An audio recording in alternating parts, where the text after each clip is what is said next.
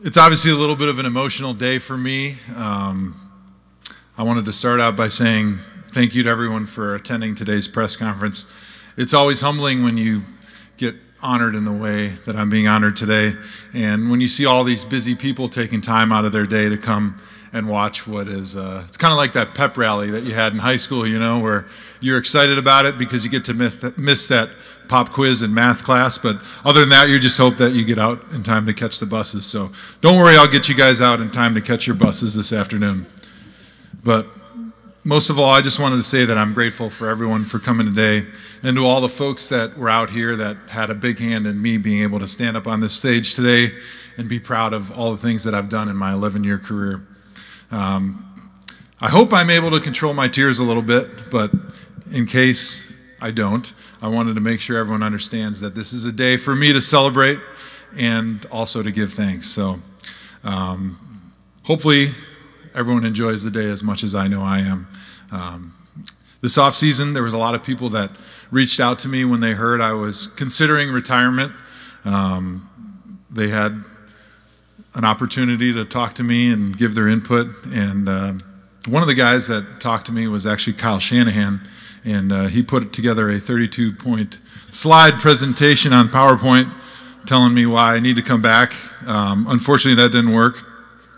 Ray Farmer tried to text me, but it was during a game, and unfortunately he was suspended for that. Eric Mangini wanted to reach out to me because I had a couple years with him, and he thought it was important to hear a few things from him, but unfortunately he said I was going to have to ride 8 hours with him on a bus to Connecticut if I wanted to hear all about it, so I turned that down. Brandon Whedon still has my phone number somehow after all these years, and he tried to call me, but he ended up still being stuck under that giant American flag, so he didn't get any reception. Sashi tried to trade some information with me about my retirement, but unfortunately it didn't get in time. Johnny tried to call me from the club, but his money phone apparently didn't have very good service, and in the end we all know that the reason I retired was because of Robert Griffin III. It was definitely his fault. Seriously though, I know that I joke a little bit and try to have fun with things. I've had a lot of outstanding memories of my 11 years in Cleveland.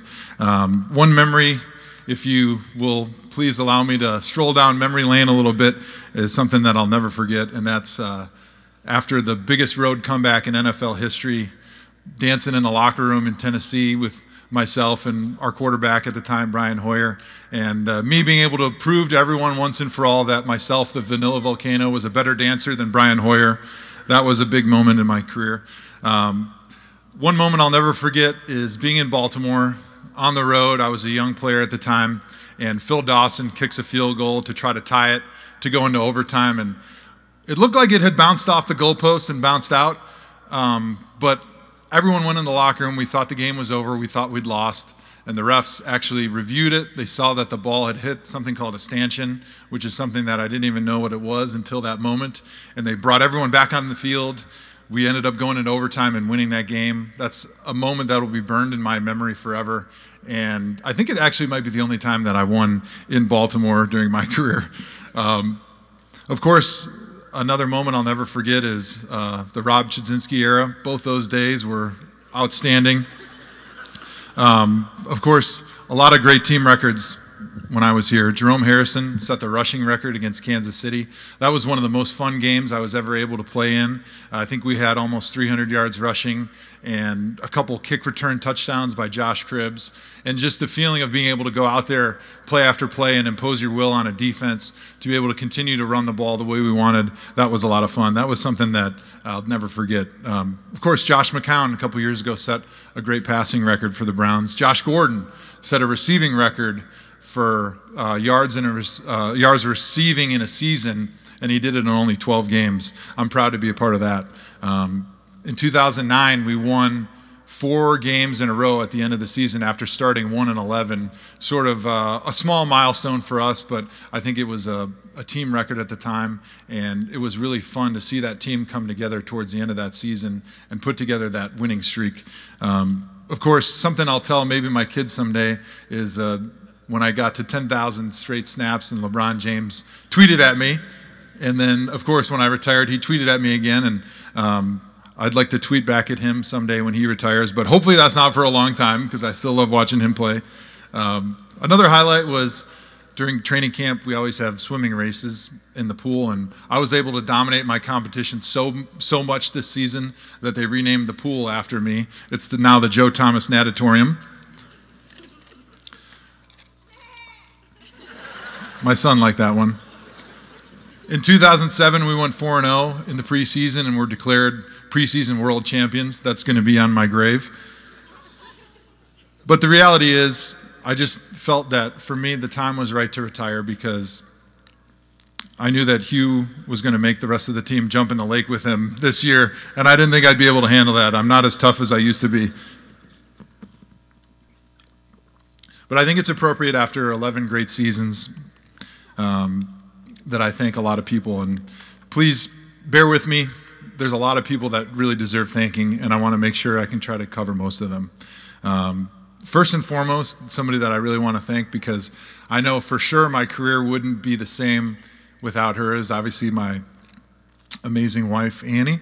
She's been my rock since day one, and I can never repay her for those long games with her fingernails in her mouth, worried not exactly if I do my job, but just hoping that I didn't get hurt, and I appreciate that so much. Of course, my children, my 3 kids are fantastic. Being able to come home after a tough day at work or a tough game, as we've had a few of those, was so much better when you're able to see their face and instantly see them light up. And they make you really put everything in perspective. Got to thank my parents, Eric and Sally, the way they raised me, the core principles that they instilled in me. Those are things that I still carry with me to this day. Other family, my friends, 3 friends that I really want to specifically mention on this day that are really important to me. Luke Holman, Steve Johnson, and Ben Strickland. They're 3 guys that I grew up with when I was a kid. One of them, sadly, is not with us anymore, but I know that he's listening to this from somewhere in heaven. And I think it's important that I mention their names because up until that point in my life, before I met those kids, I really wasn't somebody that was too big into sports. But once I met them and started playing basketball and football and track and baseball with them, they showed me a love of sports. They instilled in me what it means to have passion and focus on a single goal on the athletic field. And I think they were as integral a part of my career as anybody that I'd met since then. So without meeting them in grade school, I'm sure I would probably be stuck being an intern for Simon Galan. And Lord knows I wouldn't wish that on anybody.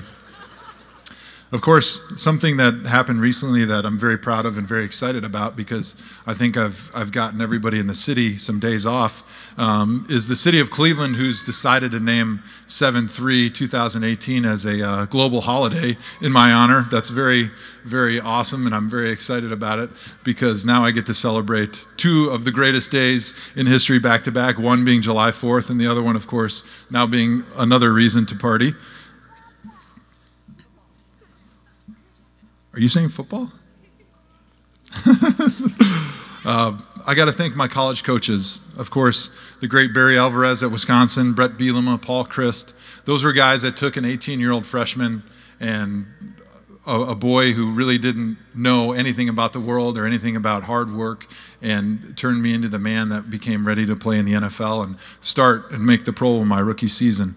I've had a lot of great offensive line coaches in my career that had a huge impact and a tremendous impact on not only the person that I am, but also the player that I was on the field. Jim Huber, Bob Palcic, Steve Marshall, Mike Sullivan, George Warhop, Andy Moeller, the World War I General George De Leon, Hal Hunter, Mark Hudson, Bob Wiley. Not the Bob Wiley from What About Bob, of course. That's probably the one you know, but the real Bob Wiley right here. He's living in person back here. So thank you to you guys. My 6 head coaches, of course, Hugh Jackson, Romeo Cornell, Eric Mangini, Pat Shermer, Rob Chinzinski, Mike Pettin. Now, each one of those coaches have given me something on the field and in life that I'll definitely take with me for the rest of my life. And one thing that I learned from those coaches that I'll never forget, and it's something that I teach young kids about when I get the opportunity to speak to high school kids is there's 3 things in life and in football that if you can master and you can remember from time to time, you'll be able to be successful in that. It's be on time, pay attention, and work hard.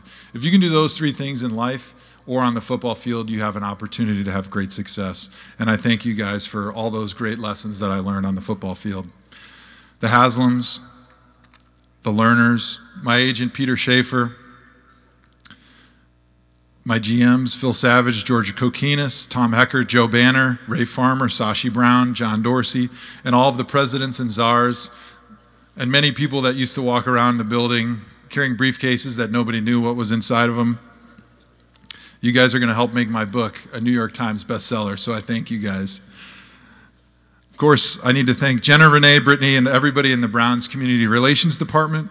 You guys are awesome. You made the player who had a desire to be able to give back to his community able to do those things in a smooth and easy and fulfilling manner. And I don't know if I'll ever be able to meet anybody as wonderful as you guys and the things that you do for this city. Of course, the public relations staff that had more of a headache on their hands the longer my career went on. Peter John Baptiste, Dan Murphy, Rob McDermott. I know your name is McBurnett, but I figured I'd call you McDermott since I've been calling you that for 6 years. You guys definitely deserve a raise for having to put up with me. Oh, got to thank Billy Vegas. He helped turn my podcast, The Tomahawk Show, into the #1 show on iTunes. Thanks for remembering all those terrible times that you had in Cleveland. Brad Mellon, Jeff Inderhees, Jimmy Mack, and everyone in the equipment room. You guys somehow were able to find pants baggy enough for me. And I will leave you with this. Ninjas wear baggy pants, and they're the most nimble and quick creatures on the face of the earth. So any football players out there, I see a couple, you definitely want to wear baggy pants. Don't buy into the hype with the tight pants. Somebody else I need to thank that I'm sure nobody thought of was Vincent Painter. He's a guy that didn't play a lot here in Cleveland, but he tried to sub me out in the middle of my streak, and I wouldn't have the 10,363 consecutive snaps if he would not have listened to me when I cussed him out on the field and sent him back to the sidelines to continue my streak. Of course, there's a lot of amazing teammates that I've had over my career, and just a few that I really want to name because I think they really deserve it. Alex Mack, Jason Pinkston, Mitchell Schwartz, John Greco, Hank Fraley, Eric Steinbach, Joel Batonio. Those were guys that grinded with me on a daily basis. They were in the trenches with me. They went through the tough times in training camp in August when it's 95 degrees. They were by my side in the middle of December in snowstorms. In the hard times when you're losing, in the great times when you're winning, those are your buddies. And those will be my friends until the day that I die. Of course, I also have to thank all of my teammates from Pee Wee through high school, through college, and into the pros. The great strength staffs that I was able to work with. Of course, my lifting partner, Evan Marcus, back there. He's a guy that I've really come to know and enjoy in my last few years in the NFL. Rob Pavlis, Chad Bogart, and the video crews that I've had. Of course, I still don't know how to run a Microsoft Surface after 11 years, but somehow I was able to survive, and I think I really want to just thank you so much for helping me, even though I'm sort of technologically illiterate. Of course, the staff of the Joe Thomas Hour. Who can say that that wasn't the best 2 minutes of their life? Joe Sheehan and their medical staff deserve a big thank you. You guys were the backbone of me being able to reach 10,363 consecutive snaps, all while putting together an impressive streak of almost 0 consecutive snaps in practice in the last 3 or 4 years. Of course, got to say thank you and a big shout out to the beat writers, the guys that follow the team on a daily basis. Mary Kay, Tony, Jeff, Pat, Scott, Tom, Nate, Steve, Gribble, Fred, Daryl, Jim, and Doug. Our locker room conversations were often the highlight of my day towards the end of my career, and I thank you so much for always covering myself and my team and my career in a fair and honest manner. One thing I do need to say to Jeff Shadell, where is he? He's not here. Well, he must be at Mission Barbecue because I got a memo that said he had a little bit of barbecue sauce on his face still. I got to say thank you, of course, to all the staff with the Browns that I haven't mentioned yet. Of course, the cafeteria workers. I still like to eat even today. I've lost a few pounds, but I still get a smile on my face every time I walk into that fantastic cafeteria. Chris Powell and the grounds crew, John Frayne, Ken Rundle, and the security guys, Ron Brewer, Aaron Shea, and player engagement, Simon, the one-man army, and his crew. I don't think Simon was able to be here today because he was trying to win the Super Bowl today. But hopefully we can relay the message of thanks. The marketing staff, the sales team, and then everyone who does the things behind the scenes to put the Cleveland Browns out there on Sundays that don't get the recognition that they definitely deserve. Lastly, I think it's important that I mention a thanks to all the fans. You guys were the ones that took me in as one of your own. The grit, passion, toughness, and determination that you display on a daily basis is an inspiration for myself and for all of my teammates and all the people that wear Cleveland across their chest. You guys taught me what it means to be a Clevelander. Playing in front of the greatest fans in the NFL is easily the greatest honor that I've had in my 11-year career.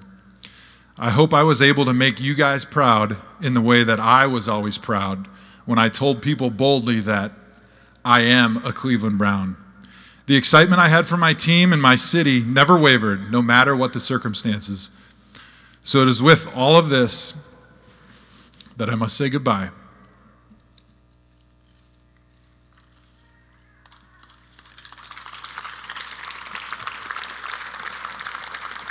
All right, doing good. I'm almost there. Goodbye, not because I'm retiring, but because I'm merely changing jobs. From being your left tackle to being the #1 fan of the Cleveland Browns. Thank you.